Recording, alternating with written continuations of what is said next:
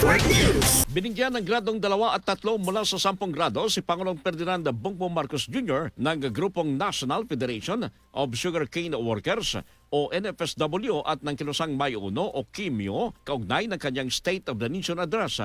Ayon sa kay Mario Tapion ng NFSW, ito ay dahil sa kapalpakan ng Marcos administration na resolbahin ang mga problema ng mga trabahador sa tubuhan para sa tama at nararapat na sahod at mga benepisyo. Para naman sa kay Noli Rosales ng KIMYO, ang gradong 3 ay pagpapakita ng kanilang pagkadismaya sa Marcos administration dahil sa hindi nararapat na sahod para sa sektor ng mga trabahador sa kabila ng kawalan ng trabaho at pagtaas sa presyo ng mga bilihin. Isyu naman sa patuloy na pagtaas sa presyo ng petrolyo ang binigyan pansin ni United Negros Drivers Operator Center Secretary General Eric Bindoy. Kaya binigyan nila ng bagsak na grado ang presidente dahil sa kawalang solusyon sa problema. Ang grupo ang kabilang sa 500 hanggang 700 individual na pinangunahan ng taong bayan ayaw sa magnanakaw at abusado Negros Alliance o Tama na Negros na nagtipon sa Provincial Capitolagon, naglakad at nagsagawa ng maikling protest rally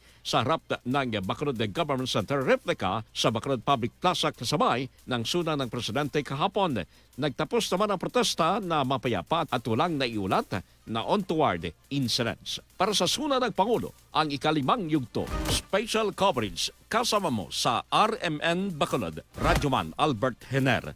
Tatak Remen. RMN Network News.